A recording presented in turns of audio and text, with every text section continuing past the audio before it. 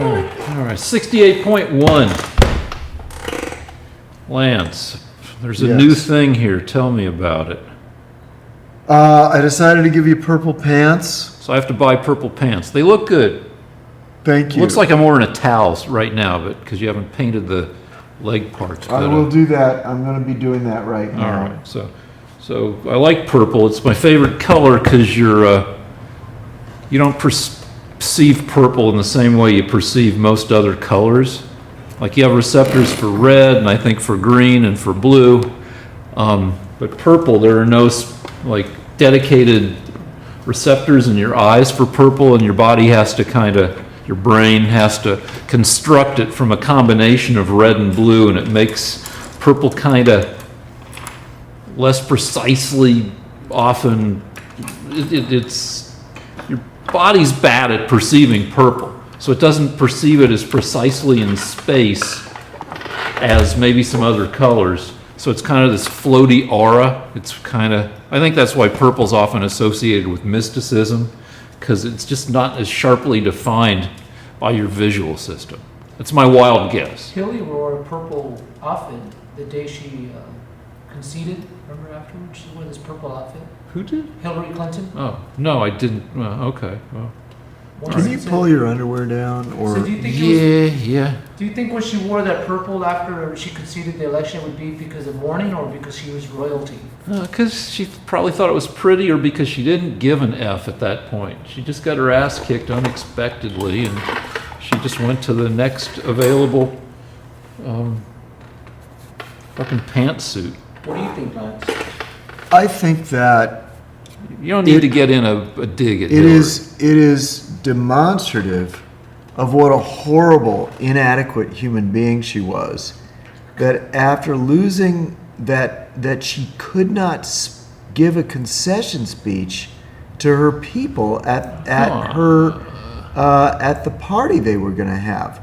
I mean, I waited to see Hillary come out and say something to her supporters, and she was too fucked up to be able to do it. She was probably drunk or in a heap of tears. Yeah, all right. And what she could have done was I'm a Republican. I've seen a lot of Republicans come out and say, hey, we fought a good fight. My opponent won, but we're going to keep trying. All right. But no, Hillary was just all right. Let's move on. Come on. All right. She couldn't do that. We're moving on. But it's just further proof. I know, we went from talking about purple to you getting in a gratuitous dig at Hillary. I was going to go from purple. I've always wondered why she was so effed up that she couldn't come out and say, I concede. Why couldn't she do that, Rick? Well, you voted for her? You proud that she didn't go out and speak to the people like a normal, well-adjusted human being?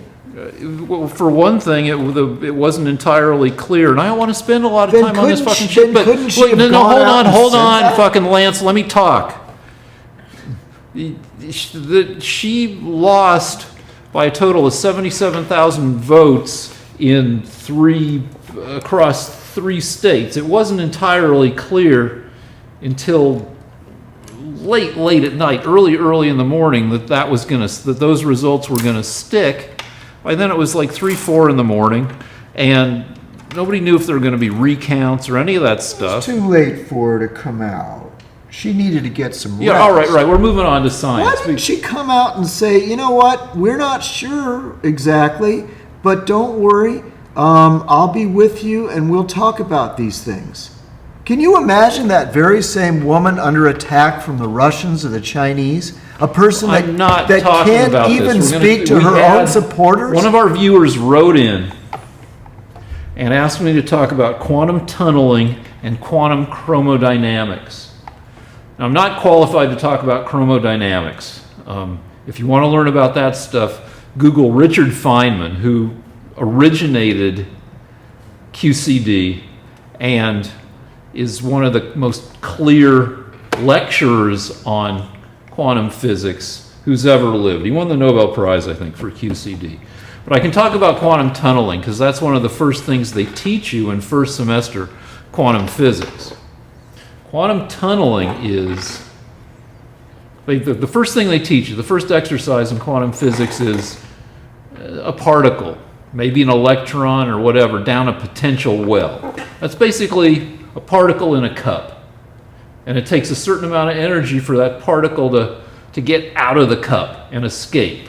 However, if the cup's small enough and if the walls are thin enough, the uncertainty in the position of the particle in space means that some small percentage of the time, because single particles under quantum mechanics are not precisely located in space unless you do special shit to them to precisely locate them at the expense of other characteristics they might have.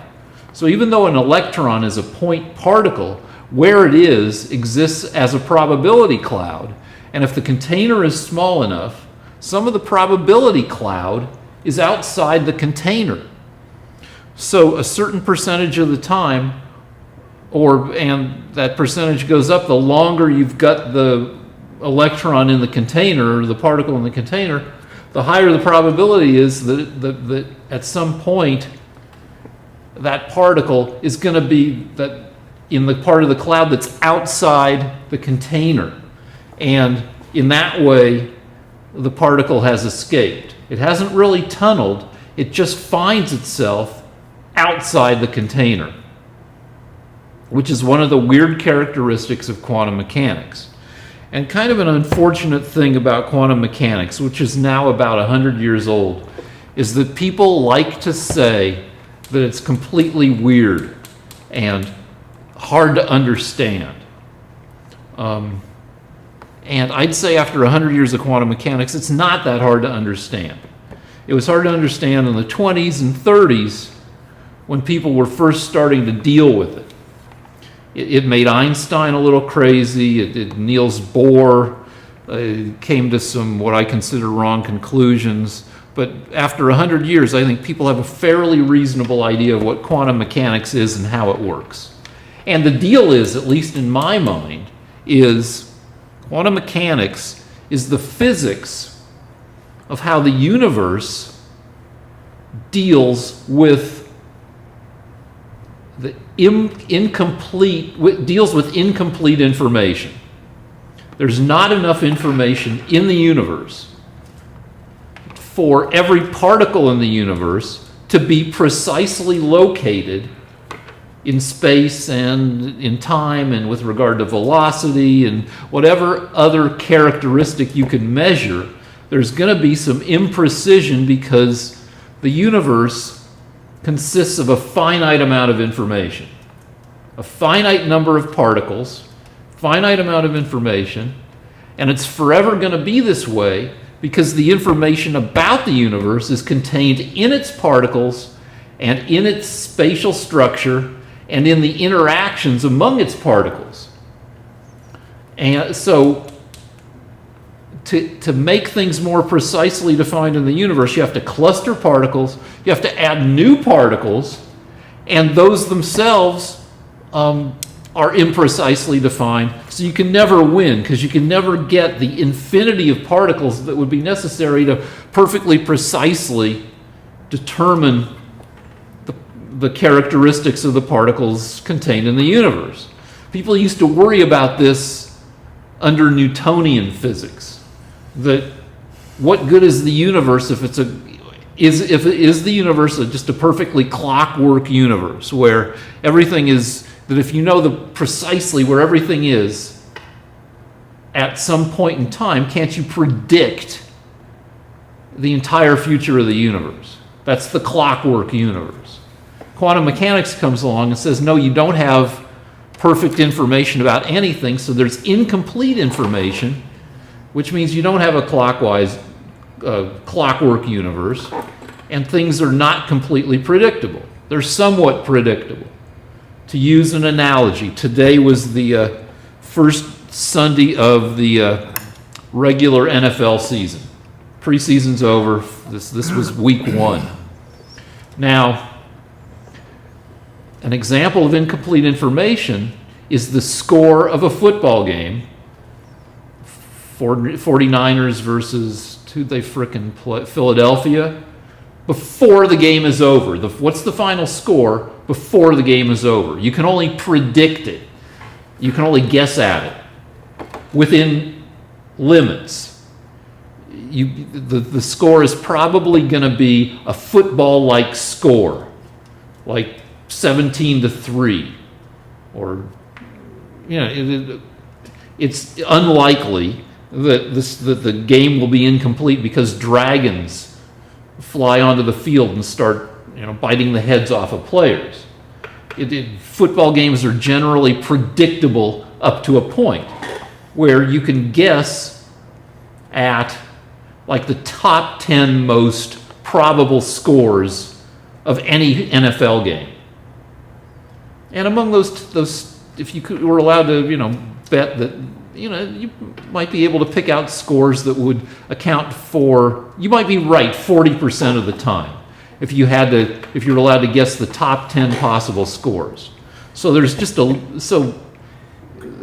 games are unpredictable, but only within a limited framework. And that's how the whole universe works, where the information we have at every present moment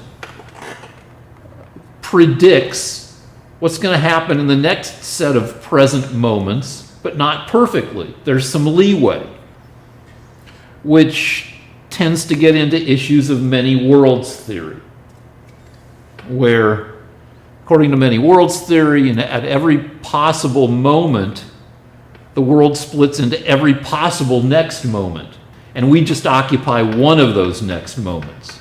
But if you let those strings of next moments play out, there are alternate worlds that started, hundreds of years ago, millions of years ago, in which the South won the Civil War, or Kennedy didn't get assassinated. Though when physicists talk about many, quantum indeterminacy and quantum computers and many worlds theory, they're not really talking about, when you have a quantum computer, that quantum computer does not exist in our world plus a world in which the South won the Civil War. That quantum computer exists in a state of limited indeterminacy among a finite number of quantum states. Yeah. Would the Kavanaugh hearing be many worlds theory? You're trying to get me to segue, but No, I'm not, but I'm just thinking, it's so unpredictable what's happening. Well, if you go on Twitter, there you could probably find several dozen tweets about the world in which we live now, with Trump as president being the dumbest possible world line. Among the worlds that sprung from the 2016 election. But that's not really, in practical terms, what physicists are thinking of when they're working with quantum computers. But basically, quantum physics is a way of looking at the world when the world itself has incomplete information about itself. And I can talk more about the collapse of the wave function next week, because that's enough physics for now, and we have to talk about how Burt Reynolds made my computer think I'm gay. But before that, can Lance, just to balance things out, Lance, can you talk about that beautiful purple? It's how did you get that color? Is that, do you buy it color purple, or do you have to mix colors? Well, what's interesting for our billions of viewers is that how I arrived at the purple. I would love to be able to Photoshop, take a picture of this, put it on my computer, and then test different colors of pants. And when I'm really responsible, I do that. But I thought it through, and I said, I think I can predict which color is going to look best. And I looked at the painting. It's basically extremely dark black-brown with his skin, which is basically yellow. Yeah, his skin, Rick's skin is kind of a yellow white. And I thought, okay, this painting is drab. And I'd like to liven it up a little bit. So the exact opposite on the color wheel of yellow is purple. So I thought, when you use the exact opposite on the color wheel, you give the highest contrast. And I thought, well, okay, I can't have the guy walking in purple pants because he'll look like, there's some sort of message there. What is he, part of the palace guard of Thailand who wore purple pants? Or, I think Thailand or Burma. But I mean, it's like, why purple pants? And I thought, well, it won't be purple. What it'll be is, I'll dull it down with a lot of black and gray. So it'll be sort of a somewhat quiet purple. So now what I'm doing is I'm adding all the blacks and highlights to the pants that describe the form. And in doing so, I'm also dulling the purple down. One more thing about the purple.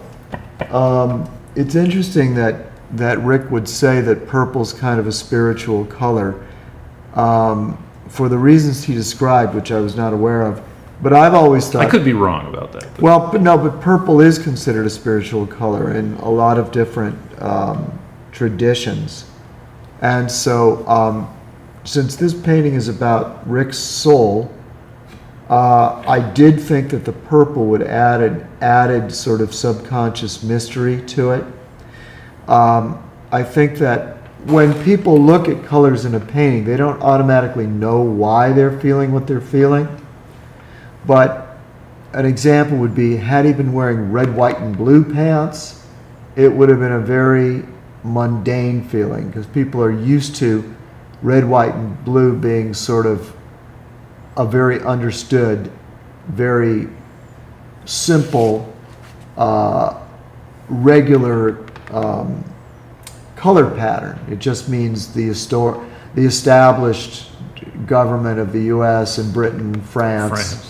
So it's not a mysterious color, but purple is still mysterious to people. So I thought it would speak of his soul a little bit. Also, it's a tribute to my high school. Go Boulder Panthers, purple and gold.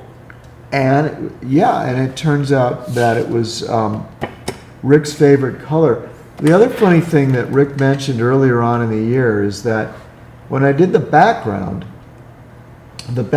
reminds him of some of the topography in his home state, right? What was it, Arizona? You said it looked like? I was born in New Mexico. Or New Mexico, okay. New Mexico's got, But this is a funny thing because of the portraits I've done in my life, very often I will come up with something for the background and the person will say, hey, that looks like my childhood home. Or, I remember having this experience. How did you know I had that? I never told you. So I don't know what to think about psychic abilities, but I know that I tend to have them when I do a portrait of somebody. You had two shots with me because I grew up on each side of the mountains. On the west side, where Albuquerque is west of the Sandias, which are kind of connected to the Rockies, and then it goes off forever into this kind of volcanic landscape. But I also grew up in Boulder because my parents got divorced, so I shuttled back and forth between the families. And Boulder is on the east side of the mountains, which is green and mountainous and lush. So you had two shots with me. All right, so, but statistically, when you compare that with the 1 billion other possible backgrounds I could have chosen, it doesn't really improve the odds that much. That's true. So, were you going to talk about Burt Reynolds' death? A little bit. Let's do it at the end. We should go into politics. The trifecta. Trump is Oh, Yeah, yeah. but we'll do that after, we'll talk about Burt Reynolds, then we'll do that. Burt Reynolds at the end to end with something nice. All right, okay, so we have to do politics before we get to Burt Reynolds.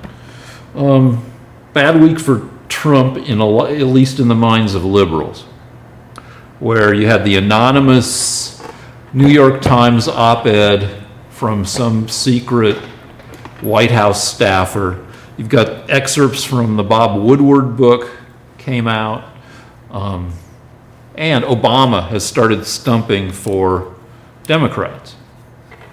So I look at it in practical terms at this point, where enough people. Who cares whether people say Trump is secretly a genius playing four-dimensional chess, or Trump is an idiot who's sliding into dimension? None of that matters. It doesn't matter much to me. It's kind of all kind of partisan cheerleading and treating politics like sports or like a gang war. Who cares? Every side is going to rejoice when somebody scores a point against the other side. What I'm worried about, or what I look at Nate Silver's 538 about, like 14 times a day at least, is whether any of this stuff makes it more probable that the Democrats take over the House in the election that's now something like 59 days away.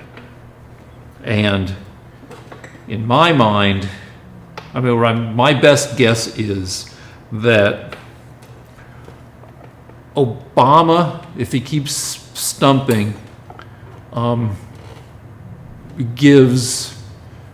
pulls out and increases the Democratic voter numbers by maybe 2%, where 48% of Democrat, where right now it's around 48% of voters say they're going to vote Democrat, about 39 or 40% say they're going to vote Republican, and then you have 12% undecided at this point, with 8.5 weeks to go.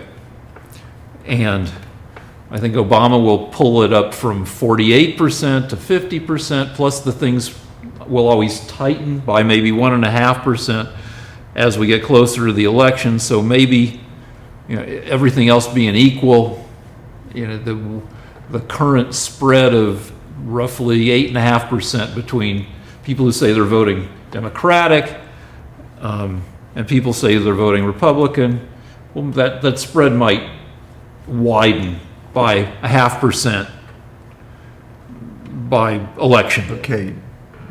So Get to the point. That's my point. That's my point. That saying, Trump's an idiot, Trump's a genius, all that stuff doesn't matter. The only thing that matters is what matters more than delighting in people agreeing with me about Trump or reinforcing my opinion of Trump. That matters less than how it affects the outcome of the election. I understand, but That's my point. That's my fucking point. So your final, if people trying to follow your math basically think that you're saying it's still 50-50. No, because right now Nate Silver's 538, which I and a bunch of other people find to be the most sophisticated and accurate poll or amalgamation of polls out there. And you have to remind people that Nate Silver gave Trump about a 30% chance of winning the election. And that's not, it wasn't 50-50, but things that happen that have a probability of happening 30% of the time happen 30% of the time. It was a surprise, but with a 30% chance, it wasn't that huge a surprise. So right now, Nate Silver is giving Democrats a 78% chance of retaking the House, and Republicans a 22% chance of holding on to it. So it's a good chance, but it's not a dead solid lock. Anyway, that's all I got for that. Okay. Well, the situation is that the Republicans have a lot of incumbents retiring, which is really bad because that puts those seats into play. And as every single human being on the planet knows, the American people usually correct their presidential decision in the off-presidential election year by electing the opposite party. So there's that, followed by the fact that the Republicans have more seats in play, a lot more. I think about 20 Republicans are retiring. More than that. I think it's closer to 30. But Well, just don't interrupt me, please. okay, sorry. I mean, no, that's fine. You had a correction that was, if you think it's more to like 30 than 20, that's helpful. But my point is that the good news is that the Democrats are about 60 seats behind, I think. Isn't it about 60 seats in No, the they House? need to flip 23. Yeah, but that means that they're 46. 46 behind. Yeah, okay. So they're 46 behind, which is a lot. But a lot of Republican House members are retiring. All that to say, it's still too close to really know what's going on. I think that Obama will do two things. He'll bring out the Democrat base, but he'll also bring out the Republican base that hate his guts. So who knows whether Obama doing this unprecedented thing will help. As far as the election goes, the peculiar thing about it is this. Rick started off by saying it was a bad week for Trump, and it turns out that the Atlanta Fed is predicting that in the next evaluation of the economy, it'll be up to 4.7. Which, I mean, that's freaking great. So I mean, that's a great growth rate, the Yeah, GDP. Right, and that'll be right before the election. And even the 4.1 that he got this quarter turned out to be actually 4.2. So if it's released right before the election that the growth rate is 4.7, and people feel like they're doing well financially, which all polls suggest that they are, then I don't know why they would go to the polls to vote against their own happiness. So basically, who knows what's going to happen in this election? I'm not qualified to make the call.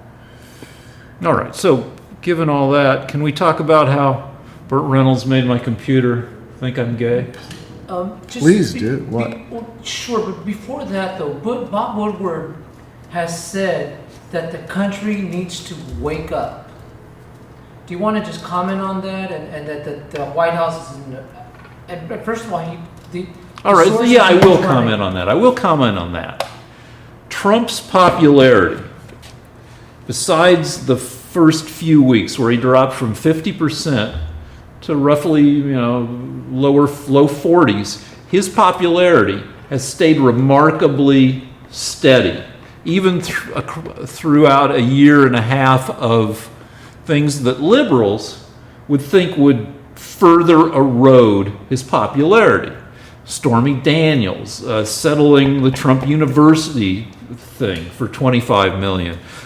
Scandals with Scott Pruitt, and just, a gazillion things, an avalanche of Fake news. whatever you want to call it. News that delights liberals because it makes us think, well, obviously, anybody looking at the Trump presidency has to see it as somewhat of a sham. But no, all this news comes out, and his popularity stays steady at right around 40%.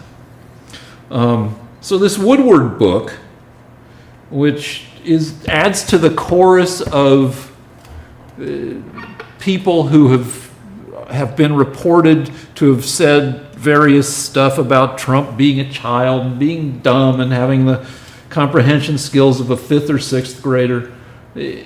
I don't know. How many times can it's not exactly, I don't believe it's fake news, But in a way, it's crying wolf, because none of it's closer to what Trump said, which is that Trump said that he could go out on Fifth Avenue and shoot somebody and it wouldn't affect his popularity.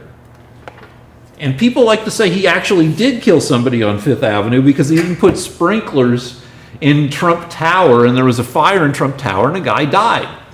That's just one more thing. That didn't erode his nothing erodes his popularity with the base, where he's at 85 or 90% approval among Republicans. So, all right, this book says says the White House is in chaos, says that everybody told Woodward, he's not good, but so frickin' what? Because it doesn't move the needle.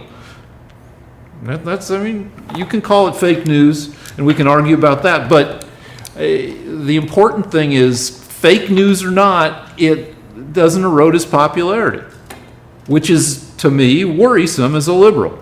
So,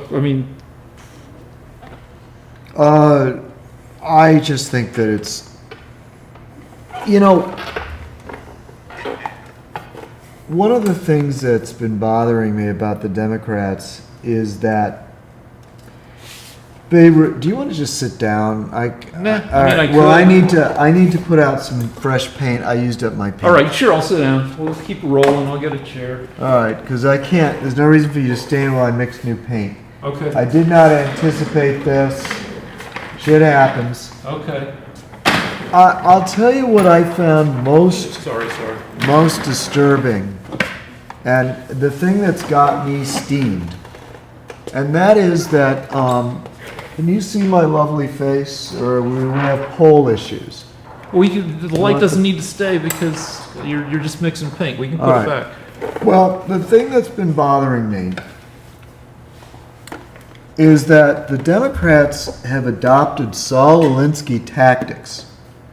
Now, Saul Alinsky, for those of you that don't know, was a communist who tried to show people how to use subversive tactics in order to win politically. And so one of his goals was to get Democrats to start lying and using thuggery. And so the idea is you lie about your opponent whenever possible, and you use physical violence if possible, and you use intimidation and thuggery. And ever since Trump's gotten elected, the Democrats have been carrying out these communist revolutionary tactics. They call themselves the resistance, and that's what they are. And to me, it's one more reason why I despise the Democrats. So who gets beaten up by the resistance? Who's been beaten up? Guess what? I shouldn't ask that. A lawyer No. asked the My question. learned opponent asked a question. You know what? I'm so thorough that I was going to provide supporting details for my proposition do it. anyway. All right, so supporting details for my proposition. There's this group called Antifa that's been going around the United States. A lot of them are paid thugs, and what they do is they beat up people, and they beat up conservatives. They use metal rods, bike chains, and they bloody people. Some of the nastier ones, just in case you think you can fight them off, have been using acid. They throw acid at people. Do you have statistics or anything? Statistics? Yeah, I do. Go up to the fucking computer and find exactly how many times this happened. You know what, Rick? All right, Rick, it happened 41 times. Okay. Okay. So, but no. Wait. Then I can counter. This is what my learned opponent likes to do. If I tell him that Antifa thugs have been going around the country beating up conservatives, Rick doesn't believe me unless I have the exact number. And if I get the number wrong, if I say it's 41 and it turns out to be 42, then Rick's won the argument. No, I haven't. If you say it's 41 and it turns out to be like No, 8. no, listen. But you seem pretty sure Rick, about the 41. I just made that up. Oh, well, come on then. Okay, Rick, I know you're a brainwashed liberal, so you don't know, and stop interrupting me. Okay. I was going to provide supporting details for my proposition. Okay. 1, Antifa thugs are going around the country harassing and beating up conservatives. I don't know the exact number. In fact, I'm not going to give you that. I just know that it's happening. Okay? There have been hundreds of incidents. That's something we'll have to look up. Okay. Because the hundreds. Oh, all right. So that means if there are 99, I'm wrong, but if there are 100 or 101, then I'm right. No. If you say hundreds. If somebody counted the number, now we have to count the number. If you say hundreds and there have been like 84, then you're mostly right. If you say there have been hundreds and there have been 16, Okay, this is boring, everybody. No, everybody loves numbers. Okay, fine. Now the second thing I wanted to. But hold on, let me counter that, because the counter to that is it's not exactly, well, it is number based, but like if we find out that the alt-right has beat up more people than Antifa. I'll look it up. All right. Okay, so the second thing is, Steve Scalise was Shot by a psycho. He wasn't shot by a psycho. He was shot by a Bernie Sanders supporter who attempted to kill 9 of the top members of the Republican Party. Yeah, so wait, a guy At a can't be a baseball psycho and a Bernie supporter? You know what? I used to think that it would be, Ben Shapiro actually advises not to make an issue of this because both sides are going to have psychos, except, you know what? It always turns out to be that the psycho is a Democrat killing conservatives or harassing conservatives. Yeah, except for all the school shooters who like are. No, they're not Republicans. A lot of them are lean right. Okay. I would say the majority. No, they don't. And besides, I'm not talking about school shooting. I'm talking about Democrats using violence to get their way. Now, I don't know if you'll believe me about this, Rick, because this is it's almost inconceivable to you that a Democrat could ever do anything mean. But I thought these hearings, where they invaded the hearings with probably paid, the Senate actually paid people to interrupt the Kavanaugh hearings. I think that's ridiculous, but No. hold on, I will. Wait a minute. Do I even get to say one fucking word? No, I'm gonna. Is this part of the Alinsky tactics? Don't let a conservative speak. No, I'm going to semi-agree with you. No. No, let me just semi-agree with you. Where I was not persuaded by people without mics yelling shit that I really couldn't understand. I understood that they felt earnestly about Kavanaugh, but like, I don't know, does that get anybody anything? I don't know. Well, what it does is this, okay? Now, don't interrupt me. Okay. What I believe is happening is this. And there's more that I had to say. A lot of these people, these Republicans that are retiring, it turns out that this has not made the news very much. But some of them are retiring because the Democrats are harassing them to the point that they can't take it anymore. So the Democrats are actually sending paid thugs to harass Republicans. A Republican congressman. Have Republican congressmen come out and said that? They've indicated, one Republican congressman, I think it was Devin Nunes, said that, but I'm not sure exactly. I remember hearing a Republican congressman say that a lot of Republicans are retiring because of Democratic thugs harassing them, and they just can't take it. It's like they didn't get into politics to have their family harassed, their kids harassed, and that's the new tactic that the Democrats are using. According to one guy. Well, you don't have to believe him, Rick. Okay. I have on the authority a Republican congressman who is speaking about his colleagues retiring because of Democratic thuggery. Well, and now I see Democrats hitting people with bike locks in Berkeley. I see Democrats attacking Republican women while they're having meals at restaurants. Somebody threw water at... And somebody chased out half a dozen other Republican cabinet people, not cabinet people. Sanders was chased out of a restaurant. Wasn't chased out. Was just denied service. Well, one of them, a bunch of Democrats started screaming at her in a restaurant. Kristen Nielsen. Another one was followed out of a movie theater where there were three big Democrat thugs who challenged her to a fight. Her boyfriend basically said, how do you like this? We're calling your girlfriend a bitch. What do you think about that? So this is the way you guys are, okay? This is the way Democrats operate. And I have to say that what is happening is this.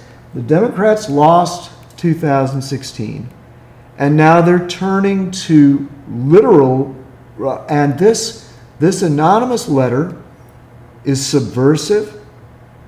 Recently, a letter was written to the New York Times by a guy that claims to be a member of the resistance in the Trump White House. He's a staff member. Not really. You're talking about two different resistances. You're talking the Democratic people who call themselves resistance. I don't want to quibble. I don't want to quibble about that, Rick. Well, he's a Republican. I don't want to quibble about well, that. You know what? Anybody that writes to the New York Times saying that he's got to resist Trump, I don't believe that he's a Trump supporter Republican. This is clearly somebody that is an ally of you. You can be a Republican and not support Trump. No. What is happening is we've got subversion, we've got violence, and we have a kind of sedition going on. The violence of Sarah Sanders being asked to leave after being served the cheese plate, but not being served the main course. Listen, Rick, if I tell you and Carol to get the fuck out of my restaurant, I think that's hostile. If I call 50 of my buddies to call your wife a bitch when you're leaving a movie theater, I think it's hostile. It is hostile. Okay, and when I hear Republican congressmen are being harassed to the point that they can't take it anymore and they want to resign, I think it's hostile. And when I hear a Sanders supporter shooting Democrat congressmen, I think it's hostile. Well, that's and I think it's fucked that you don't join in with me and say this is wrong. So, what was it? Well, I have a question. This stuff's made with linseed oil, right? I don't want to talk about my paint. Let's just change the subject. Is the paint edible? Because it looks delicious. As a matter of fact, Rick, I think you'd enjoy eating all of them. Well, some of it looks like it's poisonous, but are any of these colors edible? It's good for a man. It'll help your stomach ailments. Okay. I got to say, though, with your talk of violence, when I was a bouncer, I used to like getting punched because I felt that it raised my credibility among the other bouncers who considered me kind of a wuss. So I had a way of talking to people in a patronizing way that made them furious. That's what's happening! You're part of the resistance! You can talk to, if you talk to a drunk person condescendingly enough, some of them will punch you in the face. At which point the bouncers are standing behind the drunk, who doesn't realize that the bouncers are standing behind him because he's drunk. At that point, they pull his jacket over his head and pull him down and then haul him out of there. And we're getting to Burt Reynolds, but what's his Moonves? Les Moonves, the now former head of CBS. Yeah. Well, all right. So Les Moonves, who's run CBS for 20 years, made hundreds of millions of bucks in salary because his network is the highest rated broadcast network. Has now been accused convincingly enough of forcing himself on enough women and screwing up the careers of women who didn't make out with him, that that he's having to leave without taking a $20 million severance package. He's said he's going to donate it to pro-woman causes. That's just the deal with Les Moonves. Democrat? I think so. Yeah, probably. Sure. Probably a Hollywood liberal. So how many Hollywood liberals have been taken out with, let's just count them, and conservatives that have been taken out in the #MeToo movement? Well, if you're looking at people who work in entertainment, I'd say the split between liberal and conservative is like 85-15, maybe more. So statistically, if it goes across, all demographic, as long as it applies to guys. Well, it doesn't go across all demographics. The older a guy is, the more likely he's going to be a harasser. If you look at the ages of the most notorious and prolific harassers, Cosby's pushing 80, Weinstein's in his late 60s probably. There's a correlation between age, between coming from the Mad Men era and pulling this kind of shit. But beyond age, it probably crosses other demographic lines and probably represents,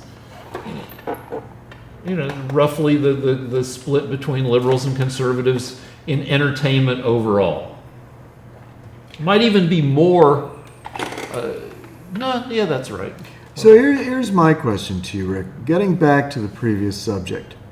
It turns out that there was a conference call that the Democrats had with the protesters that they allowed into the Kavanaugh hearings. They Which Democrats? Like Cory Booker? Who? Feinstein?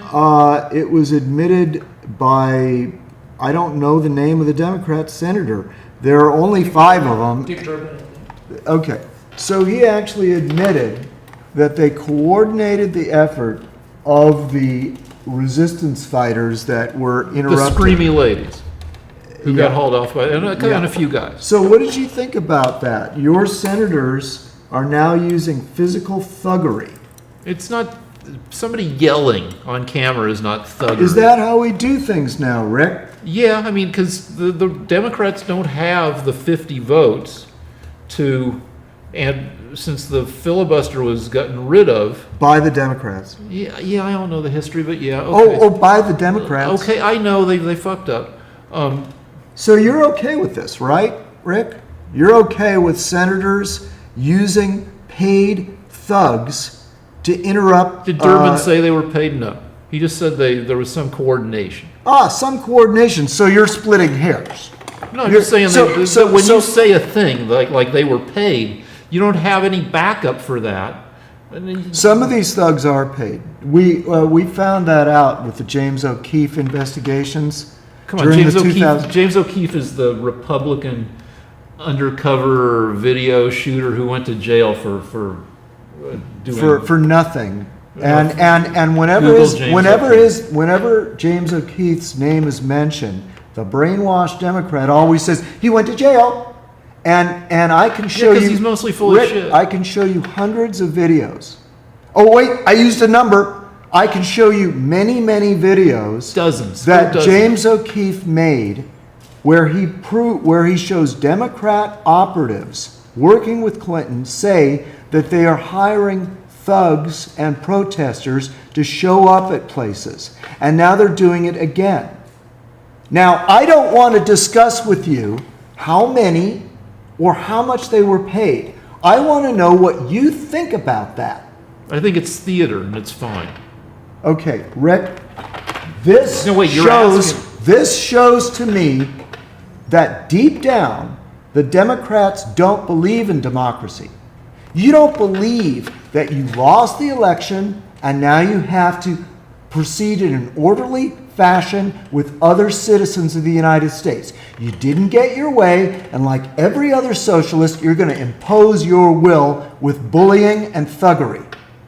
You call it bullying and thuggery. I call it a dozen ladies in t-shirts mostly, yelling a few sentences until they're hauled out of the Senate room.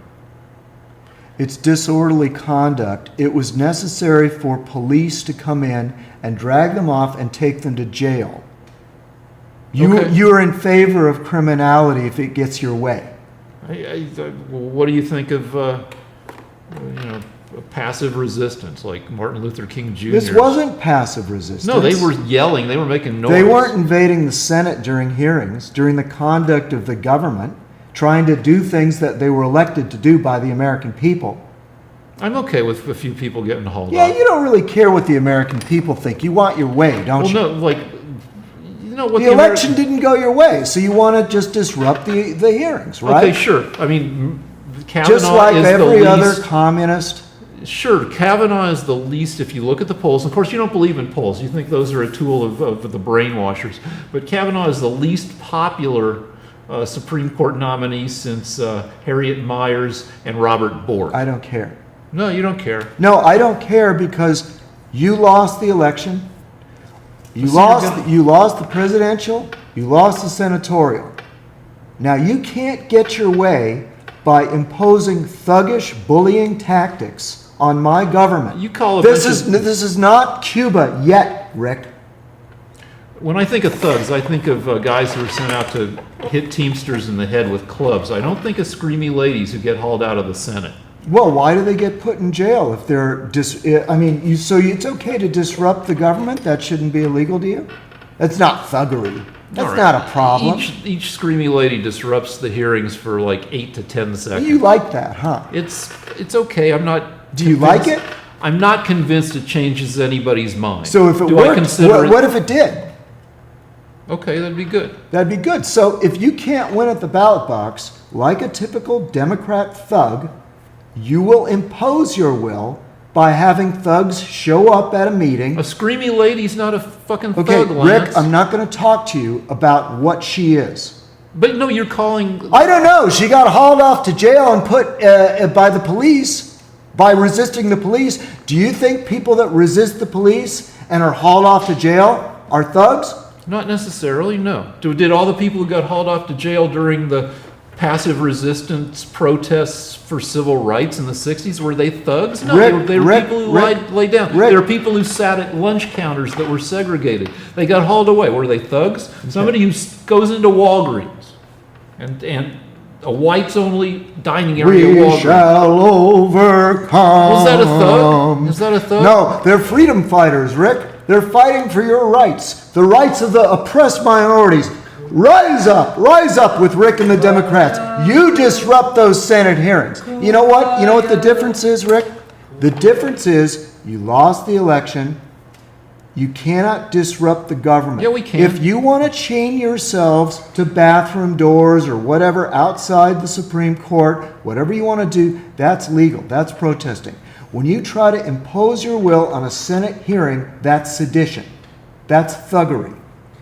You cannot you cannot invade the White House. You cannot invade the Senate. That's sedition. That's anti-American. We don't do things like that. Martin Luther King didn't run into the Senate hearing and say, I want my way. This is a new level of thuggery on the part of the Democrats. You can't handle that you lost, so you're reduced to violence. Screamy ladies doesn't equal violence. How do you feel about Nike honoring Colin Kaepernick and Kaepernick? Would you call it he's honoring Kaepernick for just everything he's done for the movement, or is it a hashtag, or have they thrown in with the hashtag resist movement? Well, the trouble with we're going to have a dumb fight over Kaepernick because Kaepernick's protest is designed to respectfully.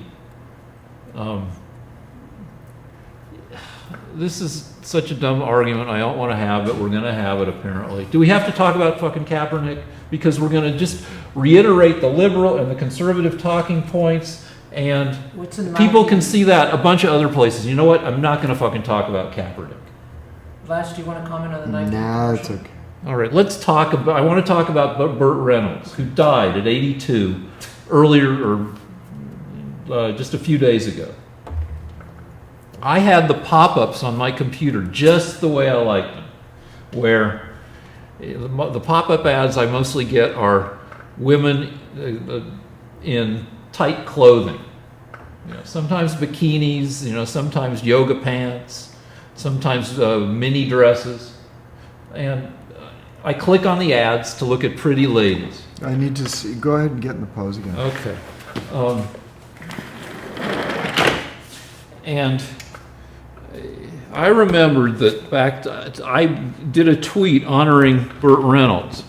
And the image I was going to use with Burt Reynolds was he was the first celebrity to do a nude centerfold, male celebrity, for Cosmopolitan in 1972. And I remembered that and was going to use that picture in a tweet that said, rest in peace, Burt Reynolds. You were naked a bunch in the 70s when people had actual sex rather than texting. And when I went to, I did a Google image search and found out he was naked alive. Found like a bunch of naked pictures. And I put together a little montage for Twitter of Burt Reynolds being naked. He liked to be naked. But by searching for naked Burt Reynolds, or by having all these pictures come up, the internet now thinks that I'm interested in naked dudes, and it's replaced the ladies in yoga pants with dudes wearing just jock straps. So I have to click on I have to go to Yandy and click on sexy Halloween costumes. I have to go to Carbon 38 and click on yoga pants. I have to go to Revolve and click on mini dresses to get women to pop up again. Pop up? I know, it's not really a boner joke, but... Lance, you had any Burt Reynolds memories or stories? I was just thinking how his body really wouldn't make it today. All right, so Burt Reynolds Burt Reynolds was a college quarterback, and he had a standard kind of athletic body for the time, which is not what we would consider an athletic ripped body for now, like a Hemsworth body with 6-packs and 8-packs, or a Hugh Jackman body with a bunch of frickin' veins across the shoulders and pecs. And what people don't remember, people don't know, and that Lance and I might know because we're old guys, but if you're lifting weights and getting really ripped and buff did not become a thing until 1976, when Arnold Schwarzenegger starred in the bodybuilding documentary Pumping Iron. Before 1976, coaches across the country, including the coach of my high school football team — I wasn't on the team because I was a wuss — but he wouldn't let the players lift weights during the season because he thought they'd get muscle bound, and Lance, they'd get slow, and yeah, the reactions would slow. And it turns out studies have shown that weightlifting actually increases your speed of your reflexes, and that's why basketball players lift weights. But before the mid to late 70s, coaches were suspicious of weightlifting, and also bodybuilding and weightlifting was commonly thought to be kind of a gay activity. That guys, who were trying to get the best possible bodies were somehow gay for doing it. And it took Schwarzenegger to make it cool to be jacked. Yeah, back then, if you wanted to be masculine, you didn't lift weights, you just boxed or wrestled or something. Or grew a mustache. Yeah. So Burt Reynolds was the ultimate man back in the 70s. Well, he had a regular kind of guy body, and you could argue that. A lot of body hair too, as I recall. Yeah. I mean, I studied that image of him lying there. As I recall, he had a lot of body hair, and was he on a skin? I think he was, yeah, on some kind of skin rug, and he had his hand modestly tucked between his thighs, so you didn't see his junk, which is, fine. He said he hated doing boogie nights. Did you hear about that? No, Why is that? Oh, probably because he thought it was salacious and sleazy and wasn't going to be, I don't know. He gave them all the director. Yeah,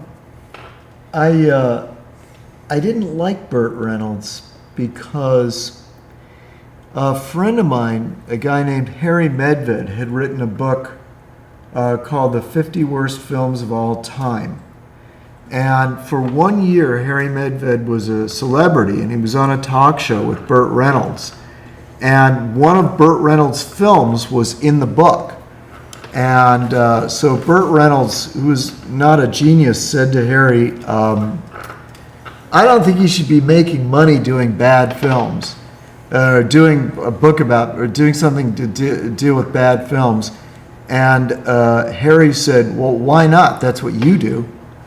And instead of just laughing, apparently Burt Reynolds threatened this young guy that wrote a critical book. And that told me all I needed to know about Burt Reynolds. All right. Should we break? That's a long. We've been going. Yeah. All right. All right.